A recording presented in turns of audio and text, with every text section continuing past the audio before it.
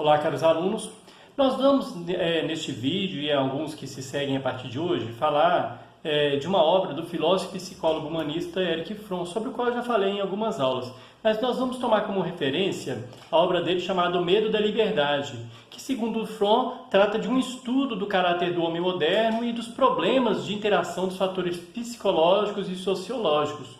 Eu vou tentar aqui analisar essa obra por completo, e por isso essas aulas elas vão acabar sendo um pouco mais longas, mas vocês vão ver que vão levar a várias reflexões, inclusive com relação à nossa contemporaneidade, Então, no primeiro capítulo dessa obra, que é o desse vídeo, que nós vamos tratar nesse vídeo, o primeiro capítulo ele tem o título seguinte: Liberdade, um problema psicológico. Ele inicia falando que a história moderna ela gira em torno do esforço do ser humano de se livrar das amarras políticas, econômicas e psicológicas, sustentando diversas lutas pela liberdade contra aqueles que tinham privilégios a defender, e muitos acabaram morrendo nessa luta. Mas ele vai lembrar o seguinte, olha, na longa e praticamente contínua batalha pela liberdade, contudo, as classes que lutavam contra a opressão em determinada fase, uma vez obtida a vitória, enfileiravam-se ao lado dos inimigos da liberdade para defender novos privilégios.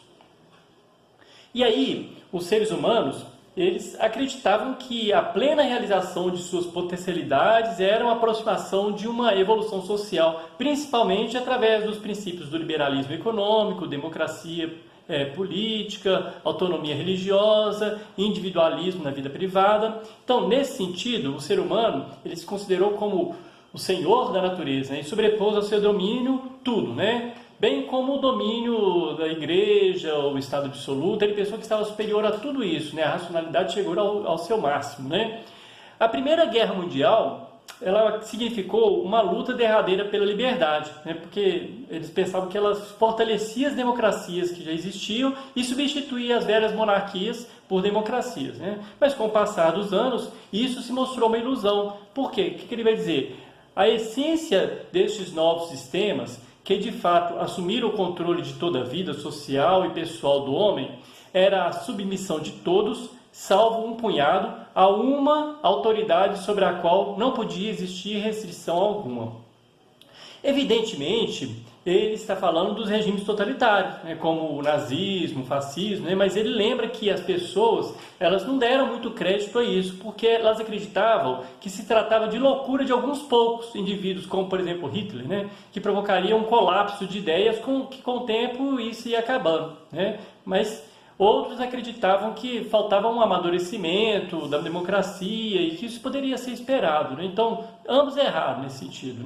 Tanto os que pensavam que a democracia ainda estava amadurecendo, quanto os outros que pensavam que era um colapso de ideias que poderia acontecer por causa de algumas loucuras individuais. Não era bem isso. O problema foi que esses líderes autoritários, eles alcançaram o poder sobre uma vasta aparelhagem do Estado e governaram mediante força bruta contra quem se opusesse. E quem se opusesse era tratado como traidor, tratado pelo terror. Com o tempo, o mundo passou a admitir que os alemães, por exemplo, eles estavam desconsiderando a luta pela liberdade de seus antepassados e estavam abrindo mão da liberdade. Mas ele vai lembrar que essa crise de democracia não se restringiu nem à Itália nem à Alemanha, onde a gente está falando do totalitarismo, mas era uma peculiaridade da democracia em todo o Estado moderno. Ou seja, não é o fato do mundo condenar o nazismo e o fascismo que a democracia nos demais países não corria o risco, mas é a existência das atitudes pessoais de cada indivíduo em todos os países e das instituições em todos os países, que acabavam criando condições para a vitória do autoritarismo. Fromm vai ter a intenção de analisar o caráter do ser humano moderno que levou a desistir da sua liberdade nos países fascistas e que predomina em todos os seres humanos, em todo o mundo, na democracia moderna. Para isso ele vai propor as seguintes perguntas. Olha quantas perguntas, gente, olha. O que é a liberdade como experiência humana? É o desejo de liberdade algo inerente à natureza humana? É uma experiência idêntica e dependente do tipo de cultura em que a pessoa vive ou difere de acordo com o grau de individualismo atingido em uma determinada sociedade? É a liberdade apenas a ausência de pressão externa ou é a presença de algo? Se sim, de quê? Quais são os fatores sociais e econômicos da sociedade que contribuem para a liberdade? Pode a liberdade tornar-se um fardo para o ser humano, algo de que ele procura escapar?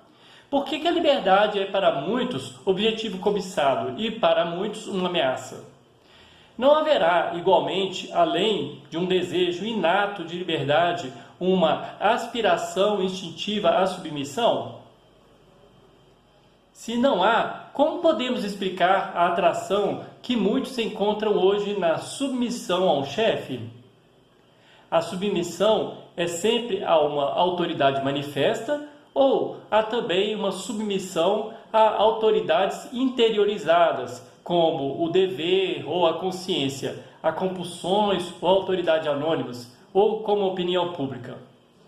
Haverá uma satisfação recôndita em submeter-se e, neste caso, qual é a sua essência? O que é que cria no homem uma sede de poder insaciável?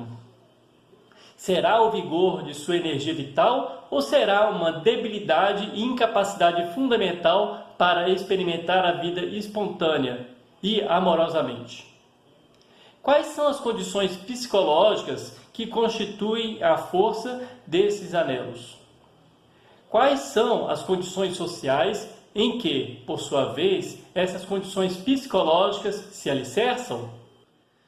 Como vocês podem ver, essa obra vai tentar aprofundar a questão da liberdade em suas raízes mais profundas. Por isso, Fromm ele precisa analisar a interação dos fatores psicológicos com os econômicos, os ideológicos no processo social. Isso porque a imagem do ser humano até o século XX era de um ser racional que agia de acordo com seus interesses. Lembra de Hobbes? Mas, a partir de então, passou-se a acreditar que o ser humano teria atingido um grau de racionalidade que deixou para trás as disputas em prol do seu interesse. Então, é como se tivesse atingido um grau de razão tão alto, de racionalidade tão alta, que ele deixou para trás todas essas disputas.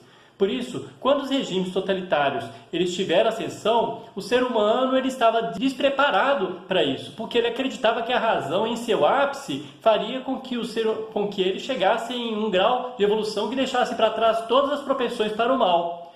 Fromm ele vai lembrar que alguns pensadores tentaram alertar para isso. Ele vai citar, por exemplo, Nietzsche, o Marx, Freud, cada um da sua maneira. Mas segundo ele, Freud, ele foi mais além ao analisar as forças irracionais e inconscientes que, em tese, determinam o comportamento humano, que tinham sido negligenciadas pelo racionalismo moderno e que poderiam ser compreendidas racionalmente por certas leis. Então, Freud, desses três, foi o que foi mais além nesse sentido. Mas Freud vai ressaltar que Freud, por estar imbuído do espírito da sua época, ele não ultrapassou certos limites, não analisando o indivíduo normal e os fenômenos irracionais que agem na vida social. E é essa a preocupação de Erich Fromm, ao analisar o processo dos fatores psicológicos no processo social. Então você vê que ele concorda com Freud em alguns aspectos, ele discorda em outros aspectos, ele vai tentar mostrar a sua distinção em relação à concepção freudiana.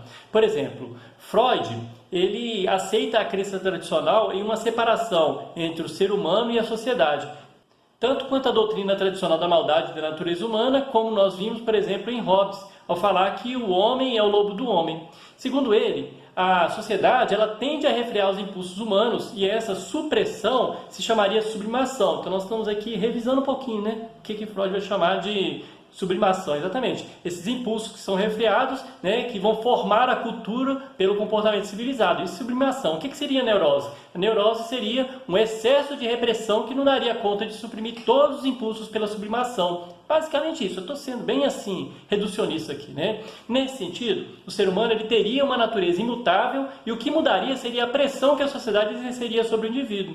Freud, ele sempre vê o indivíduo em sua relação com os outros. E é que Fromm vai fazer uma comparação bem interessante nesse aspecto. Por quê? O indivíduo, para Freud, ele tem impulsos dados biologicamente que devem ser satisfeitos e sua relação com os outros se dá nessa intenção de satisfazê-los.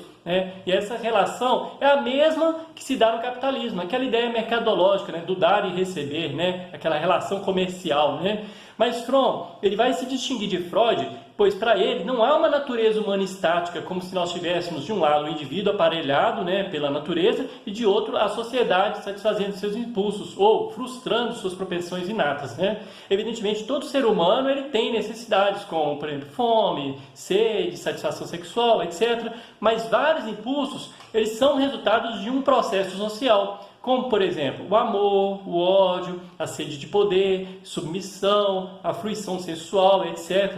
E todos estes que vão compor o caráter de cada indivíduo separadamente. Ou seja, a sociedade ela não possui apenas uma função de supressão dos instintos humanos, mas ela também tem uma função de criação, ela é criadora desses instintos. Um exemplo disso atual nós poderíamos dar em relação à propaganda, né? Quantas vezes as pessoas elas não são levadas a comprar algo que na verdade nem precisavam? Exatamente, foi criada, foi um desejo criado em relação, por causa da propaganda, né? A sociedade, a propaganda, etc. vão criando. Para Fromm, é preciso compreender o processo de criação do ser humano na história através de uma psicologia social, porque a natureza do ser humano é também um produto cultural. Nós vimos isso na aula de antropologia filosófica, quando eu ressaltava a diferença entre condutas inatas e condutas adquiridas. Erich Fromm ele vai mostrar que há uma certa naturalização de certas condutas, como se elas tivessem sempre existido. Mas, a título de exemplo, a sede de conquistas, como fama, riquezas, ela quase não estava presente no período medieval e vai se tornar cada vez mais preponderante com o surgimento do capitalismo. Não existia antes? Existia, mas não era dessa forma. Ou seja, se fosse algo natural, esse caráter ele deveria ser o mesmo em todas as épocas e culturas. Mas na época medieval você não tem essa ânsia, né, de conquistas, né? Mas Erich Fromm vai fazer questão de ressaltar que o ser humano ele não é apenas feito pela história, mas ele também faz a história, ou seja, ele é um sujeito histórico, né? Voltando ao exemplo anterior, não é só o surgimento do capitalismo que vai crescer a sede de conquistas do ser humano, mas exatamente essa ânsia de fama, sucesso, ímpeto de trabalhar é que vão contribuir para a formação do capitalismo moderno. Então, é um e outro, né? E é nisso que há uma diferença essencial em relação à visão freudiana, né? Para quem a história seria o resultado de forças psicológicas que em si mesmas não seriam socialmente condicionadas, descartando inclusive o papel do ser humano nesse processo social. Essa crítica, ela vai além, né? Freud vai abarcar mais coisas nessa crítica, né? Ele vai criticar, por exemplo, aquelas teorias que tendem a eliminar o fator psicológico da sociologia e aquelas que, como o behaviorismo, né? A teoria comportamental, que tendem a reduzir esse fator psicológico a um tipo de adaptação ou ajustamento aos padrões culturais.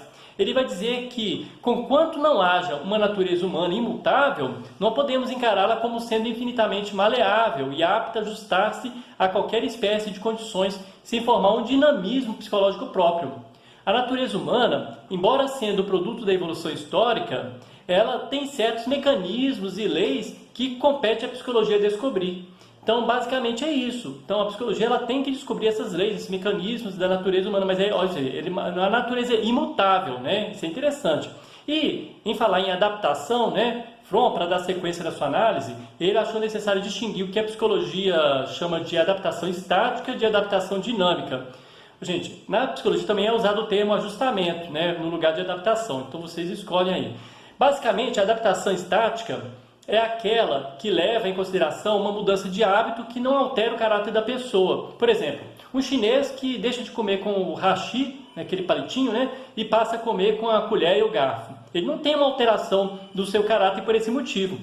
Mas, por exemplo, uma criança que é abusada na infância ou que é agredida pelos pais, ela tende a ter um caráter formado pela adaptação a essa circunstância, desenvolvendo uma violência contra os outros ou um desprezo pela autoridade ou ainda um complexo de inferioridade. Então ela pode ter diferentes caráteres formados, né, nas mesmas circunstâncias. Além disso, Erich Fromm ele vai se perguntar o que leva o ser humano a se adaptar a quase todas as situações da vida e quais são os limites de sua adaptabilidade.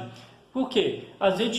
O ser humano ele tem a tendência a se adaptar, ele precisa se adaptar, mas por quê? E qual que é o limite para isso? Até que ponto eu consigo me adaptar? Ele vai lembrar que há certos traços do caráter humano que são mais maleáveis que outros. Por exemplo, A sede de poder, a tendência à submissão, a fruição do prazer sensual, o temor à sensualidade, eles são traços que são formados em várias circunstâncias da vida e não são flexíveis depois de incorporados ao caráter, mas eles são flexíveis no sentido seguinte, de que cada indivíduo, nas mesmas circunstâncias, pode acabar formando um caráter ou outro, porque você não tem uma natureza humana fixa, como eu disse, né? Então, na infância ele vai formando caráter ali, então cada indivíduo vai se comportar de forma diferente, mas depois que aquilo já se incorpora ao caráter, é difícil desfazer daquilo, né? Já outros impulsos que são parte indispensável da natureza humana, como por exemplo a fome, a sede, a necessidade de dormir, né? Que apesar do indivíduo reagir de maneira diferente, cada um pode reagir, eu posso aguentar mais tempo sem dormir, chega um momento em que esses impulsos são insuportáveis para qualquer um, né? E Erich Fromm, para simplificar, vai dizer que para satisfazer todas essas necessidades imprescindíveis, o ser humano precisa trabalhar e produzir. E esse trabalho se realiza numa sociedade já formada e num determinado sistema econômico, ou seja, num cenário que já está montado para ele, e a sua adaptabilidade vai se dar em relação a isso. Eu nasci numa sociedade determinada, né, e a minha adaptação vai ser nessa sociedade. A necessidade de conservação individual, ela vai fazer o indivíduo aceitar as condições em que ele tem que viver. Lógico, sem descartar a possibilidade de que ele tem que fazer algumas mudanças políticas, econômicas, etc. O que ele está dizendo? Sua personalidade é moldada pelo estilo de vida que você se defrontou desde criança. Além das necessidades fisiológicas, Fromm, ele vai lembrar que todo ser humano tem a necessidade imprescindível de relacionar-se com o mundo, de evitar a solidão, de relacionar-se com os outros, e para isso ele vai distinguir dois tipos de solidão: a solidão física e a solidão moral. A solidão física, ela não é insuportável em si mesma, pois, por exemplo, um prisioneiro político, ele pode se sentir unido aos seus correligionários, né? Mesmo estando na prisão, ele se sente unido àqueles que estão lá fora, né? Ou um monge que está no monastério, ele pode se sentir unido a Deus. Hoje, mais do que nunca, com as redes sociais, mesmo nessa pandemia, nós podemos dizer que ninguém ficou isolado, né? Quem é que ficou isolado nessa pandemia? Apesar de estar sozinho, dentro de casa às vezes, mas a solidão moral já é um isolamento do indivíduo em si mesmo que ele esteja com várias pessoas, né? E essa sim, ela pode trazer vários distúrbios mentais e, como dizia Balzac, né, na passagem O Sofrimento do Inventor, o homem tem horror à solidão. E mais ainda, todo ser humano tem que cooperar com os outros se ele quiser sobreviver. Não existe isolamento total que não considere isso. Desde criança nós precisamos dos outros para a conservação da nossa própria existência, né? Desde criança nós necessitamos do outro, né? Outro fator importante é que o significado e o rumo para a nossa vida, ela só se dá em relação com o mundo e com os outros. Como diz Fromm, se não for assim, o indivíduo ele vai se sentir como uma partícula de pó que será esmagada por sua insignificância individual. E Erich Fromm ele vai terminar o capítulo com a seguinte síntese. Antes de prosseguirmos, talvez seja interessante sintetizar o que foi mostrado relativamente ao nosso método geral de abordar os problemas da psicologia social. A natureza humana não é nem uma soma biologicamente fixada e inata de impulsos, nem tampouco uma sombra inanimada de padrões culturais a que ela se adapte suavemente. Ela é o produto da evolução humana, porém também certos mecanismos e leis que lhes são inerentes. Há alguns fatores da natureza humana que são fixos e imutáveis. A necessidade de satisfazer impulsos fisiologicamente condicionados e a de evitar o isolamento e a solidão moral. Vimos que o indivíduo tem de aceitar o estilo de vida radicado no sistema de produção e distribuição peculiar a qualquer dada sociedade. No processo de adaptação dinâmica à cultura, formam-se diversos impulsos poderosos que motivam as ações e os sentimentos do indivíduo. Este pode ter ou não consciência de tais impulsos, mas de qualquer maneira eles são poderosos e exigem satisfação uma vez formados. Essa discussão gerará sempre em torno do tema principal deste livro, o de que o homem, quanto mais liberdade adquire na acepção de emergir da união original com os outros homens e com a natureza, tornando-se cada vez mais indivíduo, não tem outra alternativa que não a de unir-se ao mundo e na espontaneidade do amor e do trabalho produtivo, ou de procurar uma espécie de segurança por meio de vínculos com o mundo que lhe destruam a liberdade e a integridade do seu eu individual. Então, gente, Eu espero que tenha sido claro aqui nessa síntese que eu fiz desse capítulo. No próximo vídeo nós vamos tentar trazer aqui o segundo capítulo, que vai falar o aparecimento do indivíduo e a ambiguidade da liberdade. Até a próxima aula.